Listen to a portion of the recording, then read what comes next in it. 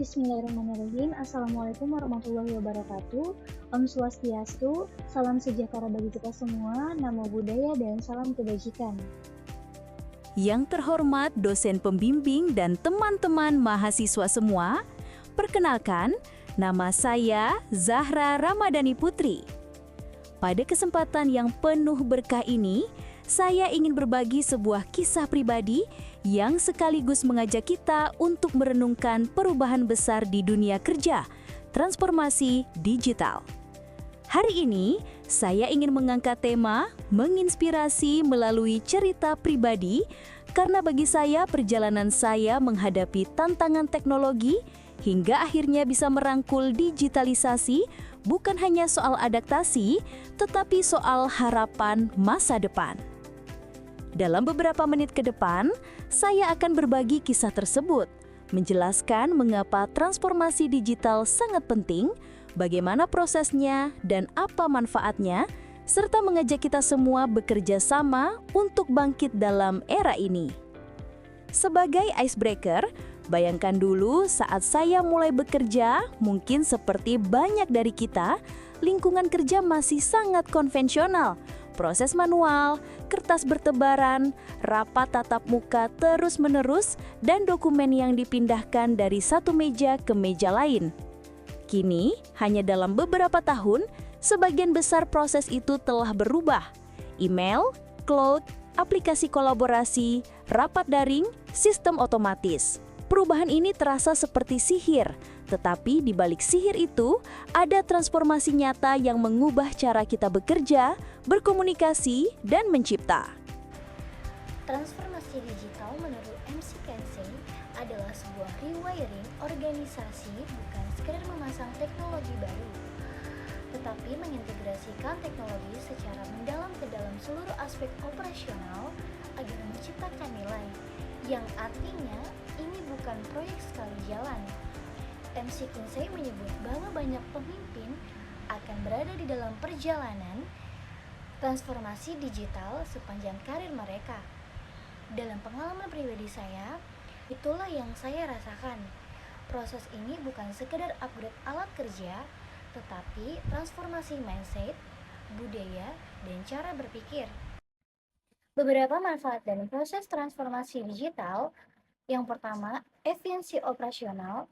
Dengan digitalisasi tugas-tugas yang sebelumnya manual bisa diotomatiskan, mempercepat alur kerja, dan mengurangi kesalahan manusia. Kedua, pengambilan keputusan yang lebih baik. Data yang dikumpulkan melalui sistem digital memungkinkan analisis yang lebih tajam dan cepat. Dan yang ketiga, skalabilitas dan fleksibilitas. Organisasi bisa dengan lebih mudah beradaptasi, mengembangkan layanan baru, dan menjangkau audiens yang lebih luas. Dan yang keempat, peluang inovasi.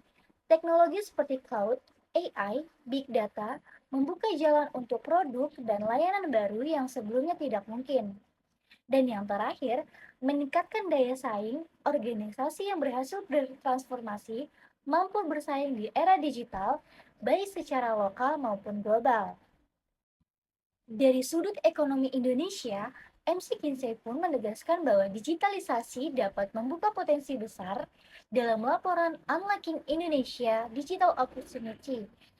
MC Kinsey memperkirakan bahwa adopsi digital yang tepat dan menghasilkan dampak ekonomi hingga USD 150 miliar per tahun pada 2025 bagi Indonesia. Di sisi sosial juga, transformasi digital membuka peluang talenta digital, tetapi juga menuntut upskilling dan reskilling agar tenaga kerja siap menghadapi teknologi baru. MC Kinsey bahkan menyebut talenta digital sebagai elemen kunci percepatan adopsi seperti AI. Proses transformasi digital berdasarkan insight MC Kinsey, berikut beberapa langkah penting dalam proses transformasi. Agenda strategis. Yang pertama, kepemimpinan dan strategi. Kepemimpinan puncak, misalnya CEO, harus menjadikan transformasi digital sebagai agenda strategis. Menyusun strategi transformasi digital yang jelas dan berfokus pada domain-domain spesifik, misalnya operasional, layanan, pengalaman pelanggan. Yang kedua, pengembangan talenta digital, melakukan upskilling, meningkatkan keterampilan digital, dan reskilling, mengajarkan kompetensi baru kepada karyawan agar mereka dapat memanfaatkan teknologi seperti AI atau Big Data.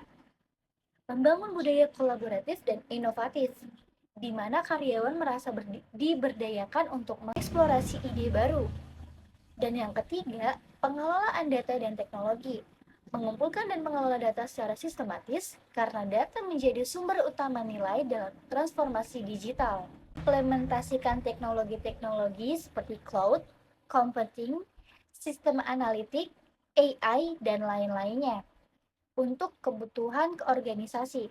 Dan yang keempat, pengukuran dan literasi. Melakukan pengukuran hasil performance matrix dari inisiatif digital, misalnya referensi ROI, kepuasan pelanggan, data pendukung dari sumber kredibel untuk memperkuat argumen kita tentang perlunya transformasi digital. Berikut beberapa data dan temuan yang relevan. Yang pertama, data kata data 2024 menurut laporan kata data, digitalisasi dan AI berpotensi menciptakan 149 juta pekerjaan secara global pada 2025. Namun, di sisi lain, proyeksi juga menyebut bahwa 80 juta lapangan kerja bisa hilang akibat digitalisasi, terutama pekerjaan yang rutin administratif.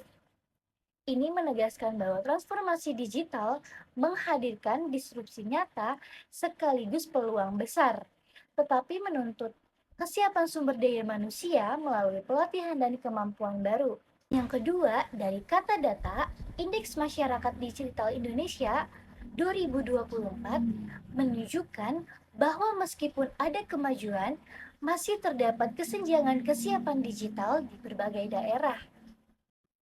Dan yang terakhir dari MC Kinsey, seperti disebut sebelumnya, MC Kinsey dalam laporan Unlocking Indonesia Digital Opportunity memperkirakan potensi ekonomi digital Indonesia yang besar hingga 150 USD miliar per tahun jika digitalisasi dilakukan secara optimal.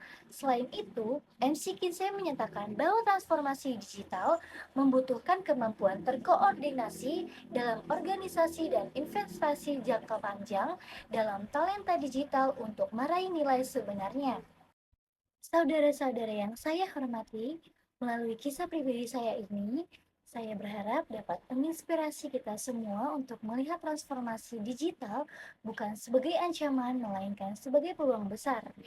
Saya telah membahas bahwa transformasi digital sangat penting untuk efisiensi, inovasi, pengambilan keputusan, dan daya saing.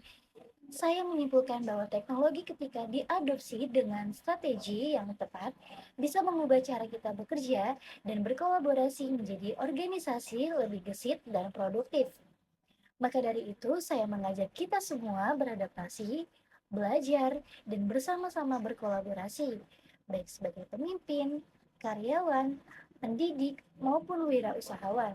Kita perlu terus meningkatkan keterampilan digital kita, membangun budaya inovatif, dan mendukung perubahan yang berkelanjutan. Semoga kita bersama-sama menjadi agen perubahan di dunia kerja semakin didorong oleh teknologi dengan semangat kolaborasi dan keberanian untuk berubah.